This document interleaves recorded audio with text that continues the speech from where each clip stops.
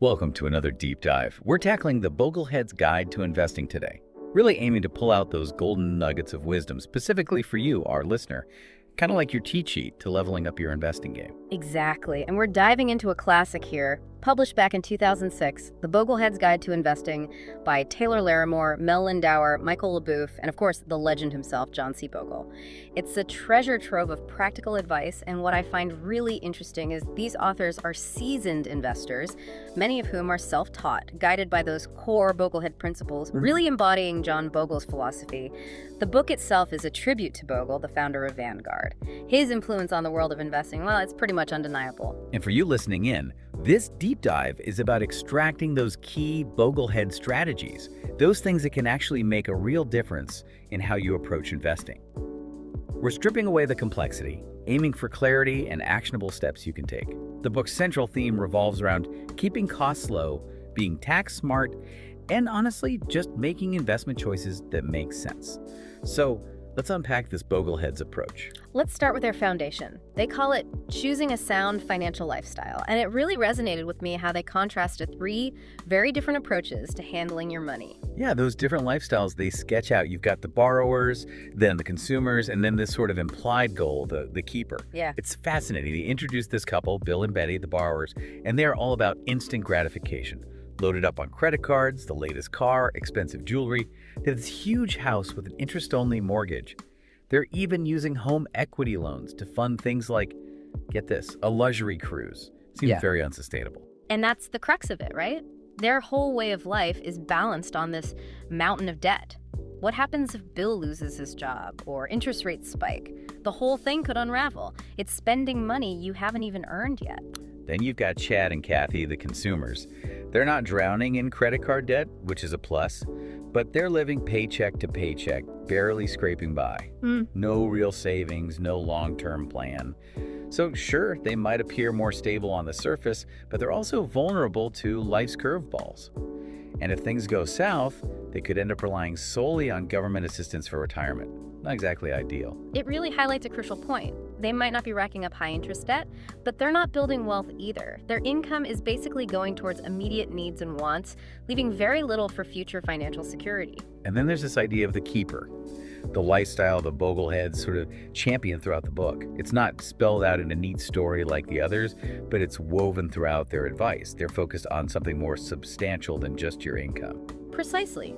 The book emphasizes that your income is only one piece of the puzzle. Your real financial strength lies in your net worth, your assets minus your liabilities, what you own versus what you owe. It's about making real progress, not just spinning your wheels. And the first step they recommend is pretty straightforward. Calculate your net worth. Figure out where you stand right now. They even provide a helpful list of assets to consider, from your bank accounts and investments to your home, even the cash value of your life insurance. The key is to establish that baseline and make it a habit. Track it, maybe once a year, to see if you're moving in the right direction. And before you even consider investing a single dollar, they issue a stark warning about high-interest debt, particularly those credit card balances. What did you find most striking about their advice on tackling this? They're pretty blunt. Ditch those high-interest credit cards. Pay them off completely. No ifs, ands, or buts before you even start investing. For those with really large balances, they even suggest, and it's a bit controversial, considering a home equity loan to consolidate that debt. They point to the potential for lower interest rates and possible tax deductions. But that's a topic for another deep dive. Definitely something to weigh carefully. A home equity loan can be a tool, but it comes with its own risks. You are putting your house on the line if things go wrong, but the overall message is clear. Get rid of those high-interest debts. They even suggest practical tips, like cutting up your credit cards. If overspending is an issue, switch to cash or debit. Take control, and don't let lenders siphon away your money through high interest rates. The book shares a story that really brings this home, the power of consistent saving. There's this incredible story about a Vanguard shareholder who built a $1.25 million portfolio. The amazing part, this person never earned more than $25,000 a year. It's a powerful example, isn't it? It underscores that building wealth is less about having a huge income and more about the discipline of saving and investing over time. Small, consistent actions can lead to remarkable results. So we've talked about a sound financial lifestyle, ditching those bad debts. What's the next fundamental piece of the Bogleheads approach? It's about leveraging time. starting to invest early and doing it consistently. This is where the magic of compounding really kicks in. They're big advocates of the pay yourself first principle, putting your future self at the top of your priority list. Exactly. It means prioritizing saving and investing right off the bat. Set aside money directly from each paycheck before you pay any other bills or indulge in those impulse buys.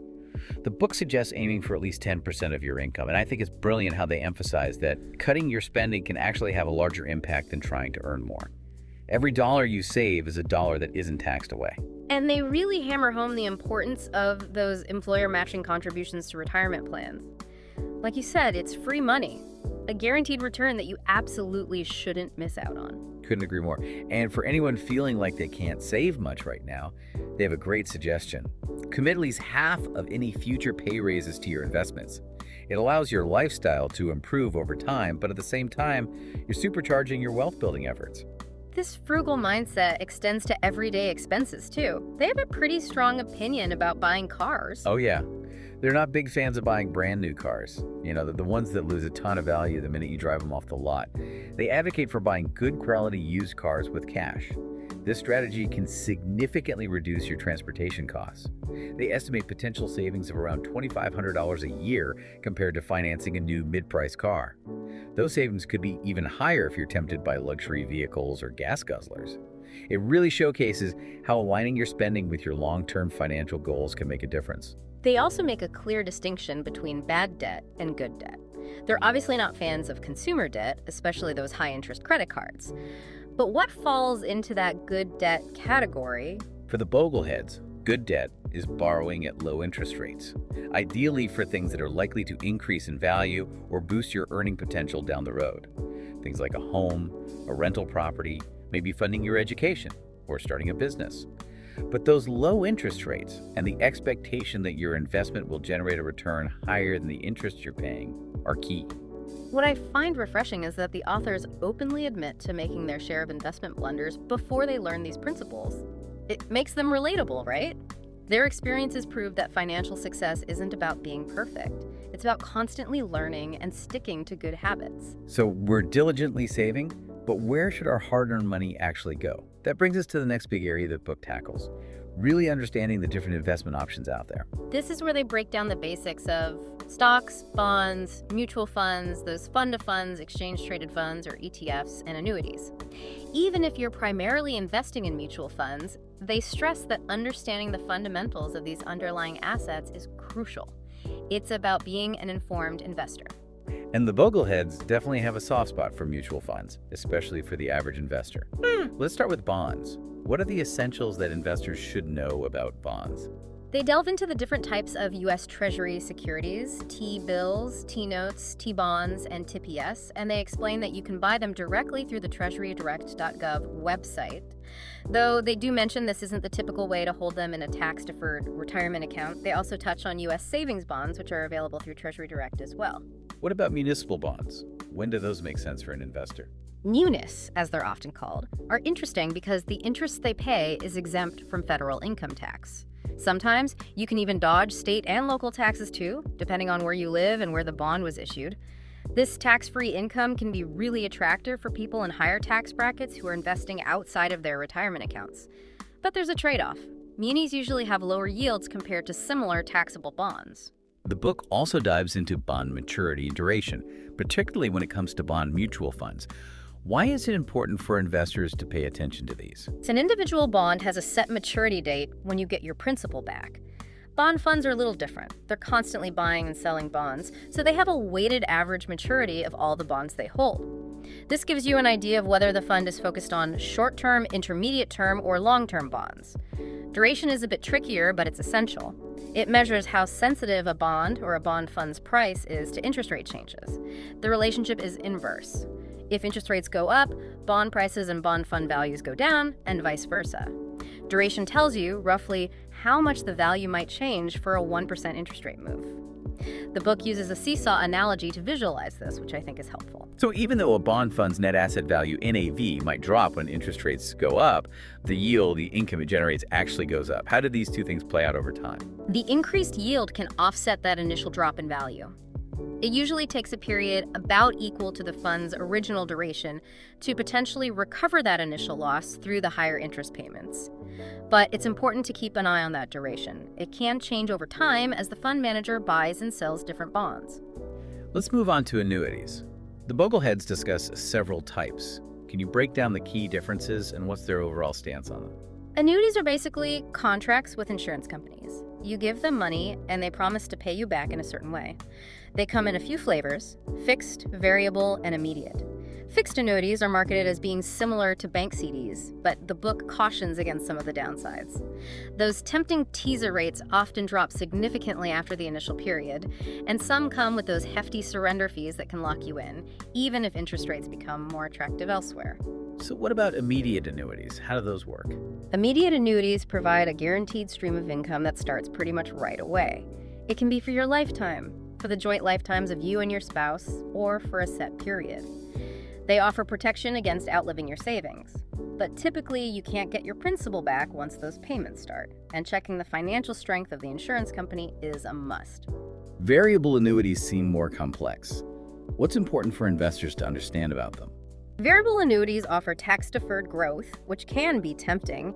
However, the book points out that with current tax rates on qualified dividends and long-term capital gains being relatively low, investing in a regular taxable account might actually be more advantageous for many investors, especially after they've maxed out their retirement accounts.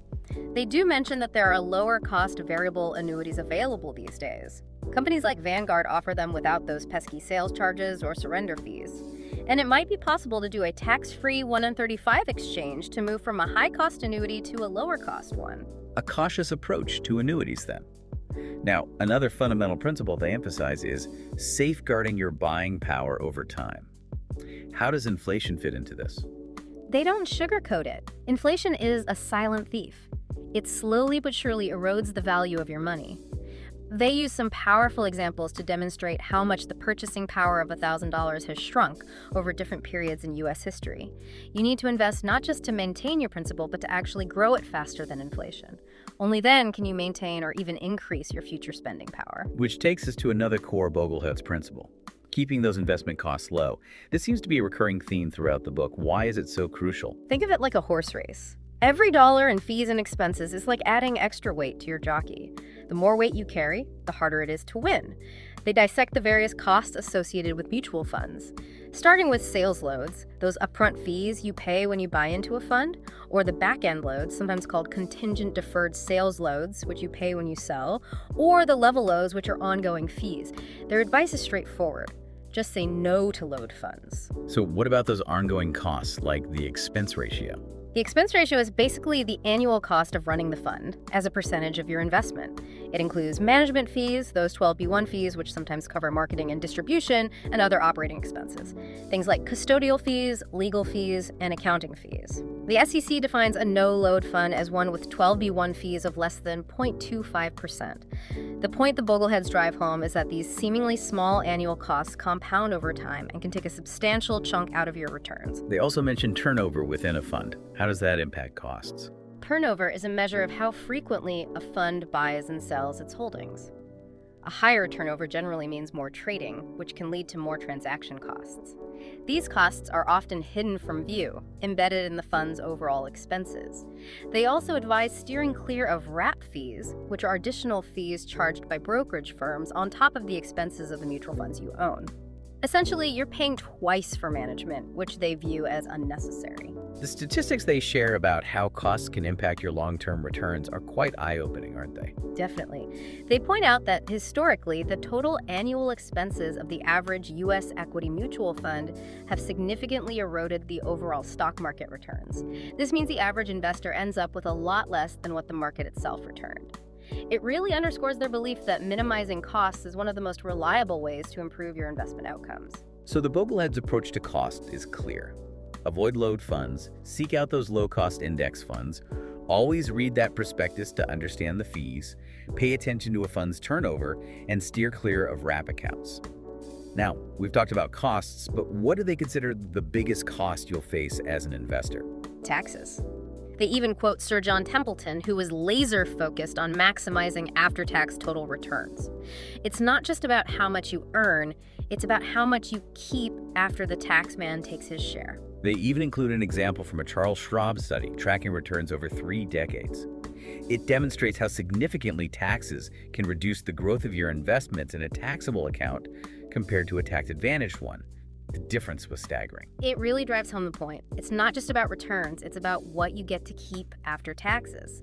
The book breaks down how different types of mutual fund distributions are taxed. Stock dividends, bond interest, and capital gains all have their own quirks. So let's break it down. What are the key tax considerations for each of these? Stock dividends are generally taxed at lower qualified dividend rates, but there's a catch.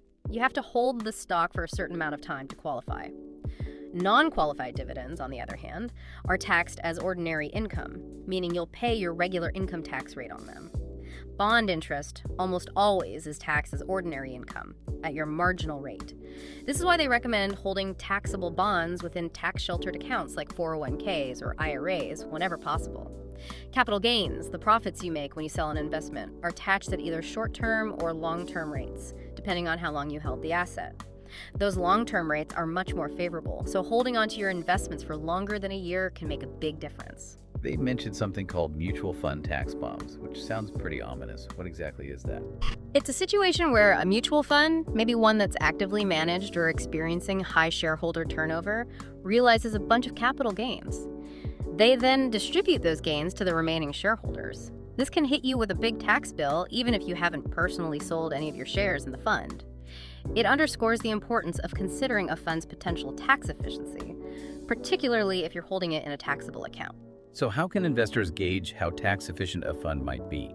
Luckily, mutual funds are now required to disclose both their before-tax and after-tax returns in their prospectuses. This gives you a more realistic picture of what you might actually earn after taxes. The book also recommends looking at Morningstar's tax cost ratio. This metric estimates how much a fund's annualized return has been reduced by taxes over time. It's a handy tool for comparing the tax efficiency of different funds. Armed with all this knowledge about taxes, what are some concrete strategies the Bogleheads suggest for managing taxes within your investment portfolio? One key strategy is prioritizing those tax-efficient funds, the ones with low turnover that lean towards generating long-term capital gains. They also recommend strategically placing less tax-efficient investments, like those taxable bond funds, within your tax-deferred retirement accounts. If you're investing in a taxable account, municipal bond funds can be a good option, especially if you're in a high tax bracket. The book also mentions tax loss harvesting. That's where you sell losing investments to offset any capital gains you've realized elsewhere. And lastly, they point out that some tax-managed funds use redemption fees to discourage short-term trading, which can help improve overall tax efficiency for those holding for the long haul. Of course, tax-advantaged retirement accounts, like 401ks and IRAs, are key to the Bogleheads' tax-saving philosophy. What are the main benefits of each? For 401k plans, they highlight those automatic payroll deductions, the potential for employer matching contributions, essentially free money, and generally higher contribution limits than IRAs. Sometimes there's even the option to take out a loan if you need to. They do caution, though, about those pesky fees that can come with 401k plans. Investment management fees are often the largest and are deducted indirectly from your returns. And what's the main difference between a traditional and a Roth IRA? With a traditional IRA, your contributions might be tax deductible in the year you make them, and your earnings grow tax deferred until retirement, at which point your withdrawals are taxed as ordinary income. With a Roth IRA, contributions are made with after-tax dollars, so you don't get an immediate tax deduction. But all qualified withdrawals in retirement, including both contributions and earnings, are completely tax-free.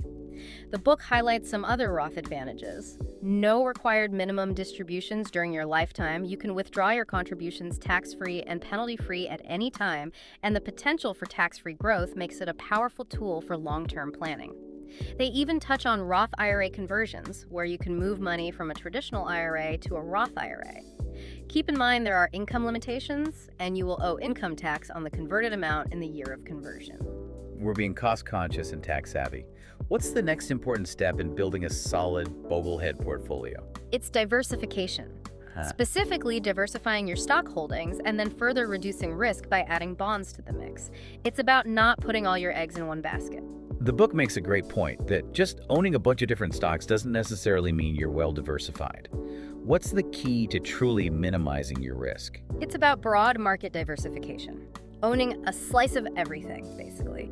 This helps to reduce that systematic risk, the risk that affects the entire market. Owning lots of individual stocks can help with unsystematic risk, the risk specific to a particular company, but owning the broad market is the most effective way to diversify for most investors. They even reference Bill Bernstein's research on the efficient frontier. The idea is that broad diversification gives you the best risk-adjusted returns. So how can the average investor practically and cost-effectively achieve this broad diversification in their stock holdings? Mutual funds, specifically those low-cost index funds, something like Vanguard's Total Stock Market Index Fund. These funds offer a simple, inexpensive way to own a piece of thousands of companies, and many of them have very low minimum investments, making them accessible to almost everyone. It seems like simply buying a bunch of different mutual funds isn't the solution either, right? You have to be a little more strategic. Exactly. Don't just blindly buy a bunch of funds without understanding what's inside. Many funds can have overlapping holdings, meaning their performance is closely linked. That won't give you the true diversification you're looking for. They introduced this idea of R squared, which measures how closely two investments move together. You can use this, for example, by checking out fund intersection data on websites like Vanguard's to find funds that have low correlation. But they also wisely point out that these correlations can change over time, so it's worth keeping an eye on things. They also talk about Morningstar's style box. Can you explain how investors can use that to check their diversification? Morningstar Style Box is this handy visual tool that helps you analyze the types of stocks a mutual fund holds. It looks at two things: investment style, value, core, or growth, and market capitalization, large cap, mid cap, or small cap.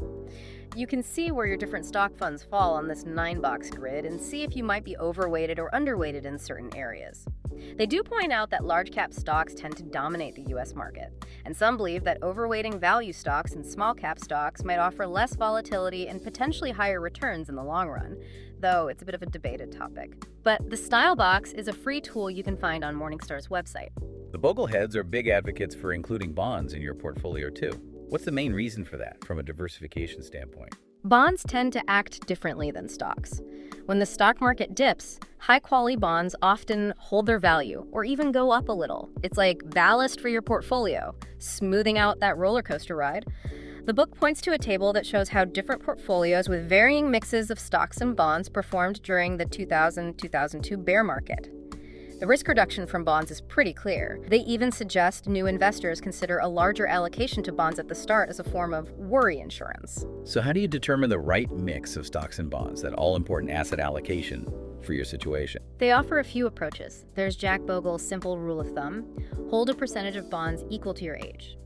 Another approach is analyzing historical data to see how different allocations have weathered those market downturns. And there are online questionnaires, like the one Vanguard offers, which can help you find a suitable allocation based on your risk tolerance and time horizon. The key takeaway is that this is a big decision. How you split your money between stocks and bonds is arguably the most important investment decision you'll make. The good news is you don't need to stress about finding the absolute perfect percentage.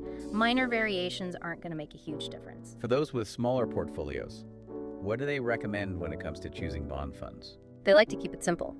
They recommend a single, low-cost, high-quality bond fund that invests in short or intermediate-term bonds. Ideally, the duration of this bond fund should align with your investment time horizon. This reduces the risk of negative returns if interest rates rise. They specifically advise against including high-yield bonds, the so-called junk bonds, in these core portfolios. They act somewhere between traditional bonds and stocks, muddying the waters a bit, and they don't offer as much diversification because they tend to move more in sync with the stock market. For those with larger portfolios, they suggest adding Treasury inflation-protected securities, or TIPS, to provide some inflation protection and diversify away from traditional bonds. They even provide some example asset allocations for different stages in life. What do those look like? For a young investor with a long time horizon, they typically recommend a heavier allocation towards stocks, maybe something like 80% in a total stock market index fund and 20% in a total bond market index fund.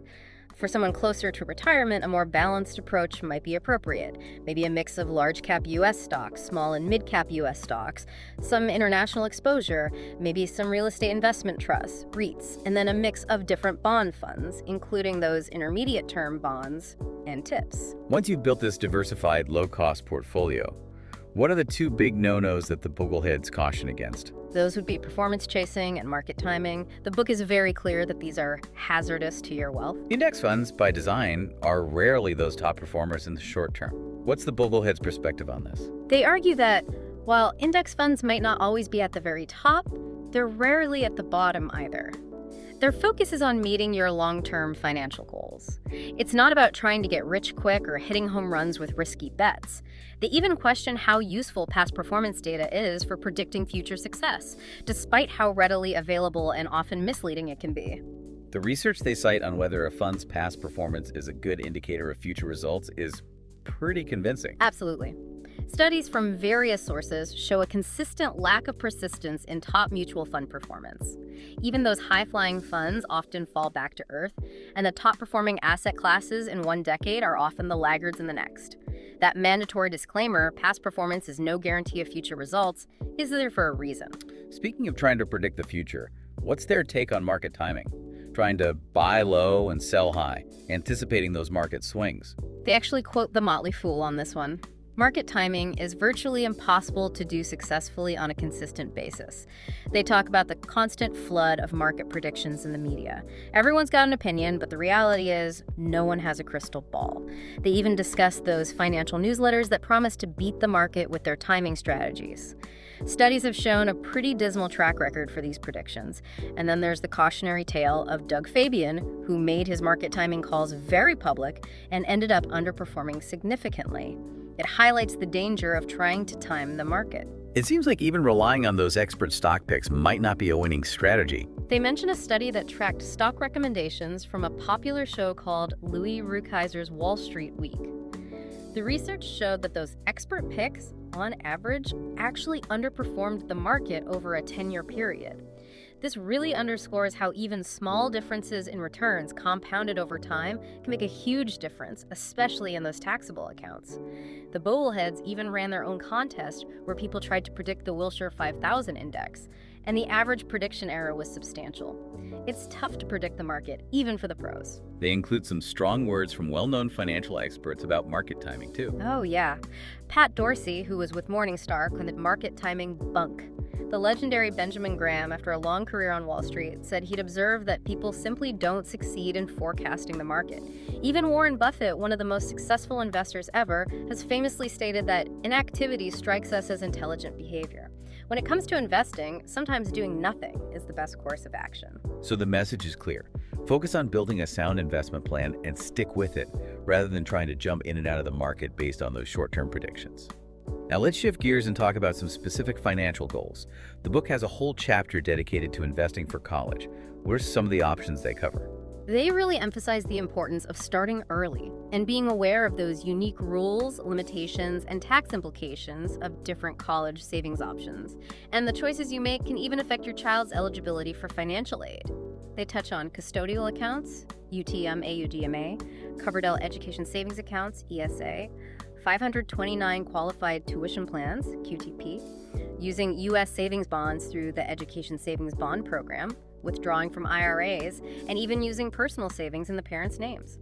Can you highlight maybe a key feature or potential drawback of a couple of these? Sure. Custodial accounts allow a minor to own securities, but the child gains full control once they reach the age of majority. They might decide to use that money for something other than college. 529 plans offer those attractive federal tax-free growth and withdrawals for qualified higher education expenses, and they typically have much higher contribution limits than ESAs. The Education Savings Bond Program offers potential tax advantages when those bonds are redeemed and used for qualified higher education expenses. But there are income limitations for the parents to consider.